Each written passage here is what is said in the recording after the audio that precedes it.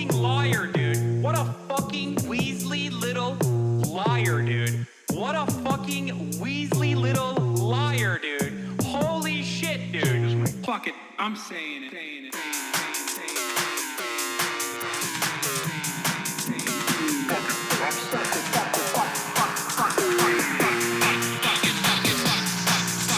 America deserved 9/11.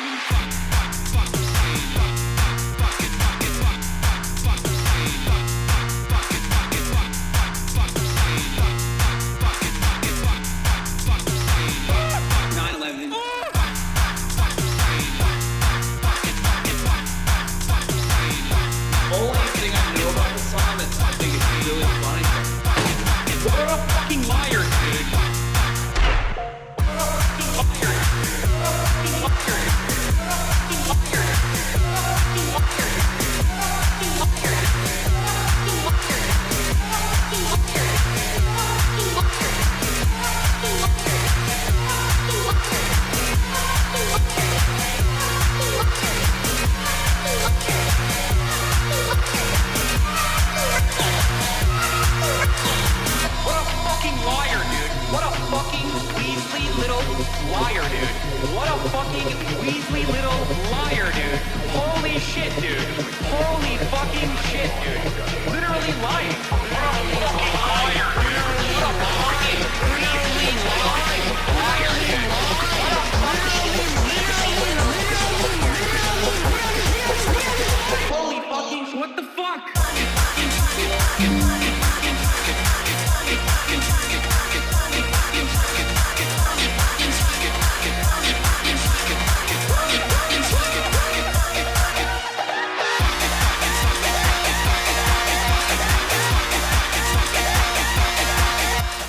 What's going on, everybody?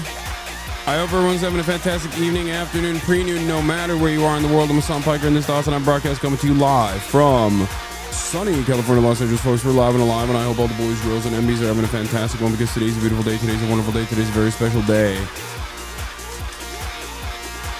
Ladies and gentlemen, boys, girls, and MBs, very special day for all the very special gays. That's right. The fuck is that blasphemous hat? The blasphemous hat I'm wearing is actually Noah Colwyn's hat. He left it here, so it's my hat now. I don't particularly care for the Knicks, but I'll wear it. Anyway, ladies and gentlemen, boys, girls, and MBs, big day today, very special day today. You might be thinking to yourself, oh, is it because you're going to be interviewing Elon Musk's estranged daughter, Vivian? No, that's not the reason. I mean, that is a pretty good reason. Is it because I'm interviewing a doctor from Cuba? No, that's not the reason. There's a different reason why it's a very special day today, and I think many of you already know why it's a very special day today. It's always a special one because it's Friday. Yeah, right. That's right, Friday, ladies and gentlemen, it's freaking Friday. It's Friday. And you already know what it is. You already know Friday is very special because our forefathers fought long and hard for all of us unconditionally to enjoy the weekend. If you like the weekend, thank a union, thank a trade unionist, thank a communist, like a socialist. And this is a time for every American, or everyone around the world, as a matter of fact, to be able to celebrate life, celebrate living, celebrate feeling like a human being, celebrate a sense of autonomy, a sense of purpose in your life. And that's why we celebrate Fridays regardless. And this Friday will have immaculate vibes as well. Freaky ass Friday, ladies and gentlemen. Thank you, Mufasa. It's Friday. It's Friday. Anyway, there's a lot to talk about today, but before I get to all of the news, what am I supposed to do? Well, I'm supposed to cover what's going on in my personal life. It is 3/28, almost the end of the month of March. How fast the time flies. How crazy. It's the end of the month of March Madness. the madness of the month of March. I don't know what I'm saying. All right, listen. Oh my God, I'm tired. Okay. Not gonna do a lot of drama, hopefully, today. I really hope we won't be doing some drama. I got some really solid interviews lined up, as a matter of fact. So, personal news-wise, Kingdom Come Deliverance. That's all I've been playing. That's all I've been doing. Watching Sakamoto Days, catching up with Sakamoto Days. Aside from all that good stuff, this morning I woke up early. I worked out. Upper body push day. Pikamoto Days. Okay, I wouldn't say it's peak, but it's good. It's good. It's good anime. I really like it. Have you had any game-breaking bugs? Yes.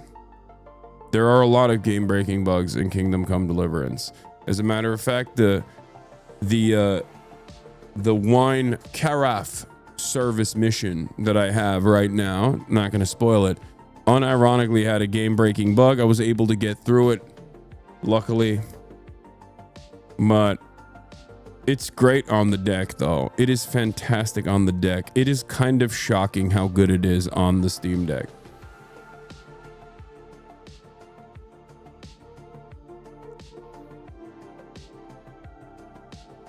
But yeah, Manual Denims Raid. Thank you, Denims Raid here. Denims Raiders for coming on. But is that cough medicine you're drinking? Yeah. No, it's not.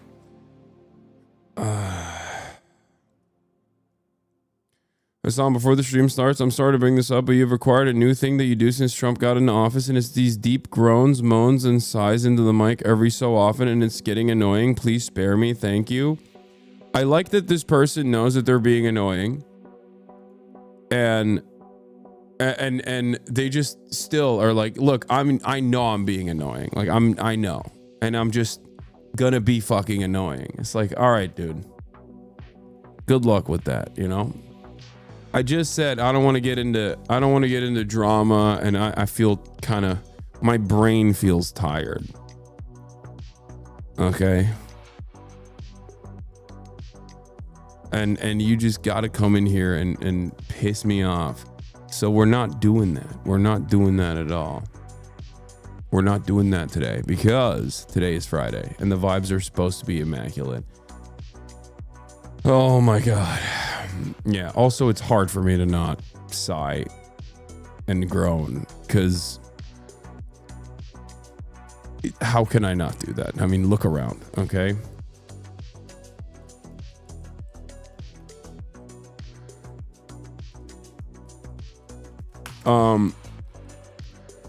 I worked out. Oh, I did the Vox podcast that I listened to. That's right. That's what I did. That's what I did this morning. Remember the Vox podcast that we listened to on the show, and then they called me out? Yeah, it turns out they had already reached out to my management before they did that call out, and it turns out I had already said yes to that. So that Vox podcast is going to come out soon. So yeah, hopefully it was good. I feel like I didn't do my best. Sometimes I do media hits and I'm like, could have been better, you know?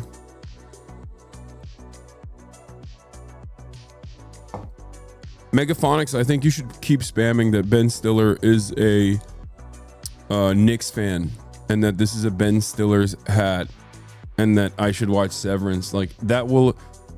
I hope you understand something very important. Every time you tell me about Ben Stiller or Severance, you're extending the time period that will take for me to inevitably watch Severance.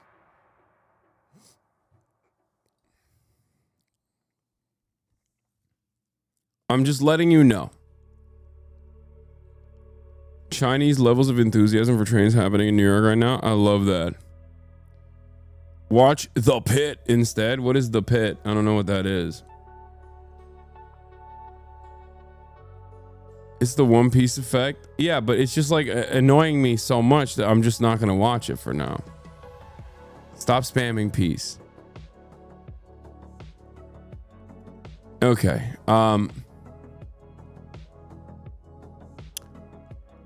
Yeah.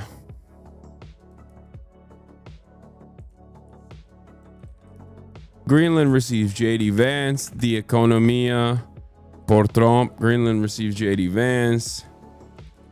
Interviewing a Cuban doctor later about Cuban healthcare. And also talking to Elon's estranged daughter, Vivian. Get in now. There's also a major earthquake that took place that was incredibly violent and horrible and horrifying. We'll talk about that as well. Have I watched Mo on Netflix? No, my brother loves the show though. United States of America. Anyway, yeah, JD Dunst is taking questions in Greenland right now, and we'll cover that right now. We'll go to JD Jedediah Vance right now. As I blast off, you can let the people know, but here we are. Do you see specific threats coming from China and Russia, things that you did not know about before? Are we talking battleships, icebreakers, any type of military equipment, or is it economic? Well, I don't want to get too specific, but yes, we know that the Chinese are very, very interested in this island. We've seen some of the economic pressures that they've tried to place on Greenland. We know that they're increasingly engaging in military training and military interest. Certainly, they've started to describe themselves as a near-Arctic power, and I think part of that is justifying taking a further... Where's the suit, bitch?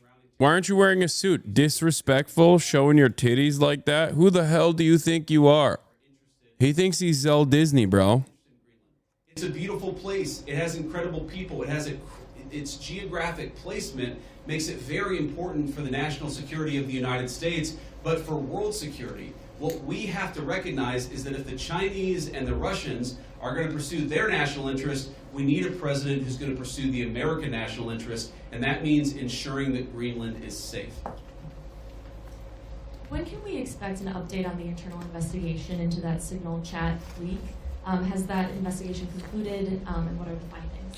I think we'll get an update soon. Look, we take it very seriously. We all accept that a journalist should not have been invited into the chat, and members of the administration, including my dear friend Mike, have taken responsibility for it. I find the American media's obsession with this issue very, very interesting, because I happen to remember about 4 years ago when American military leadership made a catastrophic error that got 13 innocent Americans killed in Afghanistan and had about $80 billion of military equipment turned over to one of the worst terrorist organizations in the world.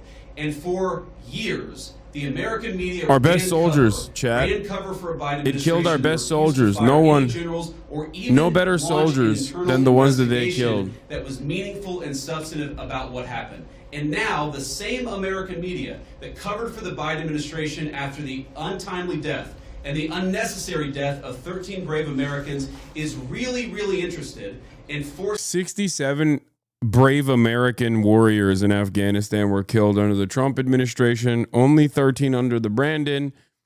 I'm going to go ahead and say maybe pulling out was the right idea, you know? You've got another thing coming. President Trump has said it on Monday, on Tuesday, on Wednesday, on Thursday, and I'm the vice president saying it here on Friday. We are standing behind our entire national security team. Can I just ask you about go ahead. the tariffs? There's been some retaliation, some signals at least in the media that Canada's going to respond, some of these others are going to respond to the president's tariffs. What's your message for Americans that are going to see cost increase on auto manufacturing, new cars, that kind of thing? Is it Buy America, or what's the message going forward there? Well, let me say a couple of things. First of all, for the Canadians, and we have many dear friends in Canada, and of course we love the Canadian people, but the Canadian leadership threatening retaliatory tariffs against the United States, As President Trump often says, they just don't have the cards. There is no way that Canada can win a trade war with the United States. What President Trump has said is that he wants to level the playing field.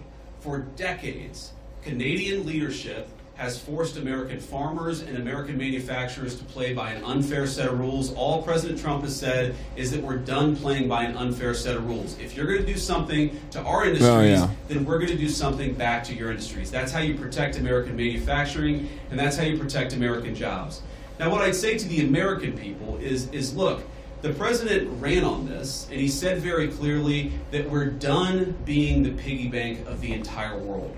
For 40 years, in the same way that our European friends, I think, have neglected international security, for 40 years, a lot of our friends all over the world have used America as a piggy bank. They have used us to absorb all of their excess economic production. What does that mean for Americans? For Americans, that's meant manufacturing jobs declining. That's meant middle-class wages going down. That's meant whole towns that have been hollowed out by empty factories, and that means an America that is less safe because our manufacturing isn't as powerful now as it was 30 years ago. I've got all these brave He's not Americans wrong in about front of this me point. and a few behind I me. hate that it's these guys that are making this point because he's literally not wrong about, I mean, he's angling it with like xenophobic, hyper-nationalistic, isolationist attitudes, but he's not wrong about manufacturing being shipped overseas and what that did to the middle class. It's just that this administration is directly antagonistic to labor as well. It's not like they're anti-business and pro-labor, and they're framing this not on the virtue of like bringing jobs back to the United States of America so that we can have a robust labor movement here, so we can have American workers succeed financially with one job like it used to be in the greatest days, in the glory days, in the post-World War II boom in America. But instead, it's just like, we need to punish these allies. We need to punish them for the deals that we signed with them at the behest of our capital owners. And we're still going to do a downward pressure on labor regardless of what we are doing with manufacturing. As H. Bizzle is chirping about in the chat, this admin is doing obvious, directly antagonistic things against labor unions, which is expected. I mean, this is going to be a very anti-labor administration. H. Bizzle screaming in the chat, going, he's a boomer. That's the reason why he uses all caps. We'll be discussing the largest attack on organized labor in U.S. history occurring last night with Trump stealing bargaining rights from over 1 million federal workers. This is yet another great example of like what the Trump administration is doing.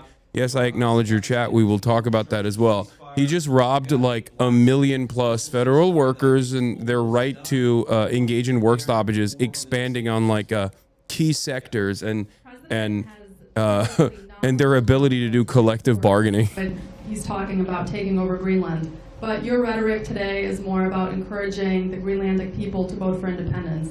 Do you think the rhetoric has changed about that, or what's your message there? No, I don't think it's changed at all. Look, the president said clearly he doesn't think that military force is going to be necessary, but he absolutely believes that Greenland is an important part of the security, not just of the United States, but of the world, and of course the people of Greenland too. It's very simple. I think the president's been very consistent here from his State of the Union, from his inaugural address, and every public statement that he's made. This territory, Greenland, really matters for the security of the United States. It's extremely vulnerable right now, and if the people of Greenland were willing to partner with the United States, and I think that they ultimately will partner with the United States, we could make them much more secure, we could do a lot more protection, and I think they'd fare a lot better economically as well. This has to happen. And the reason it has to happen, I hate to say it, is because our friends in Denmark have not done their job in keeping this area safe. They just haven't done it. It's very simple for all of our friends in the American media to attack It's awesome. the administration. I love this shit. Oh, where are you at now, libtards? Go ahead. Tell me how. Go ahead. Tell me how this is different, you know? I mean, I like this because personally, they just say it out loud and they do it in such a stupid way.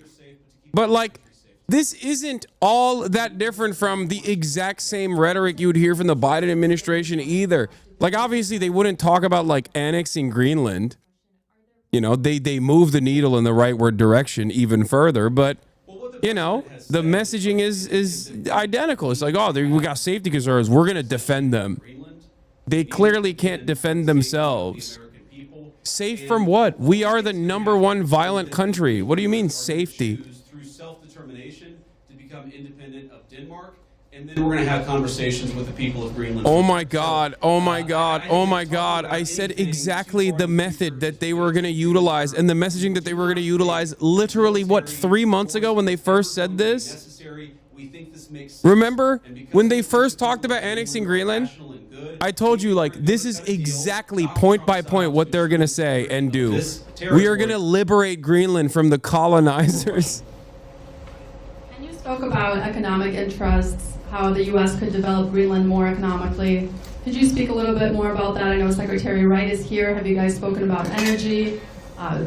Senator Lee is here as well. Just wondering what those discussions have been like. My point actually is that other countries have explicitly gone after Greenland, and I think with a mind towards economic exploitation. Sometimes asking Greenland to get itself into terrible economic debt traps that would make the people of Greenland not self-determined and sovereign, but to mortgage their future to hostile foreign countries that don't have their best interests at heart. That is not what the United States of America wants to do. What we want to do is to protect the security of this territory because it matters for us and it matters for the people who live here. All right, guys, thank you all. And let me just say one more final word to the Guardians, the Airmen, the other service members gathered here. Thank you. From the bottom of my heart, it is incredible to be a vice president who has served just as our NSA, Mike Waltz, has served, to know the sacrifice that comes along with it, and to see that there are still incredible young Americans willing to put on the uniform and serve this country. You make America a better place, and you make an honor to serve as your vice president. God bless you guys. Thanks for having me.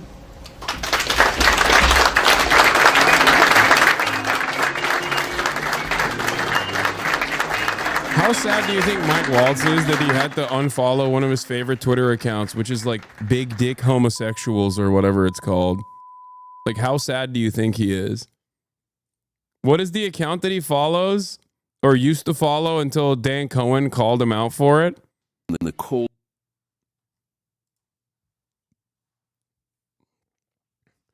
Mickey Waltz. Oh, Big Dick Bottom. Big Dick Bottom.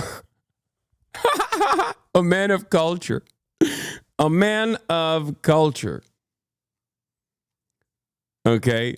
And yes, if you want to understand what these psychos are, if you want to figure out whether or not these psychos are being sincere when they say they want to take Greenland, here is the Donald Trump ad that came out about invading Greenland. Cold silence of the tundra, a bond was born, not from treaties or trade, but from blood and bravery. While Germany controlled Europe, the Nazis set their sights on the Arctic. Greenland became an unwitting combatant, and the United States stepped in, not to conquer, but to protect. You know what's funny about this? Like, well, one, obviously Trump is a Nazi. I mean, they're doing Nazi-ass shit, right? Ironically enough, including the annexation of Greenland. And it would be really funny if the reasons why they were doing it was not to become like not to use it as like an unsinkable aircraft carrier against China or Russia or whatever, but instead also for the same esoteric neo-Nazi reasons that Adolf Hitler wanted to go, like, I don't know, find Santa Claus in the North Pole and then somehow tie that back to like this made-up Aryan mythology. Donald Trump is also doing expeditions in the North Pole so he can find fucking space portals that he can associate with this fake American mythology. Very cool. Very cool. They're just, you know, everything that's old is new again. Sick.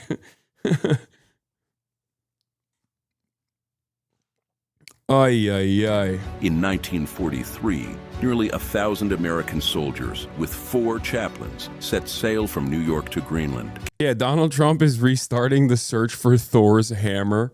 By the way, this is not a joke. Like, there were a lot of, like, this is not, Indiana Jones didn't make up the concept of Nazis actively doing digs to find ancient relics, specifically to tie back to some completely made up like Aryan history, or they were very interested in doing these sorts of digs specifically so they could find artifacts that they thought had tremendous power. Yeah, the occult Nazi operations were very much real. A lot of weird occult archaeology. Hello, is AOC coming on stream today? No, what? Do you think I just have AOC on every day? What do you mean? Carrying with them hope, duty, and a quiet fear. But their ship was torpedoed by a Nazi U-boat, and the frigid waters of the North Atlantic became a grave. Those 4 chaplains gave up their life vests, giving their lives so that others might live, to protect America and Greenland. Their sacrifices helped win our freedom, and we will never forget. Together, America... Okay. If Nazis are hitting American boats and killing chaplains or whatever, and that requires us to fight them, what do we do about Israel? Like, I guess we should annex Israel then militarily. Like, what is this? What is this statement here? That's 4 chaplains. I mean, I'm not even like, even outside of USS Liberty, okay, Israel's killing American civilians at a rapid clip with regular frequency. So what do we do then? I guess we have to annex Israel now. I guess you can't really annex. It's like saying we need to annex Mississippi, you know? Like, I don't know why you would annex a country that is already a vestige. Americans and Greenlanders stood as sentinels at the top of the world. But today, Greenland faces new threats from Russian aggression and Chinese expansion. Our shared legacy lives on in every joint mission, every Arctic patrol, every partnership forged in the shadow of melting ice and rising tensions. This is not just history, it is destiny. Now is the... Yeah, manifesting it. I'm manifesting destiny. Yeah, cool.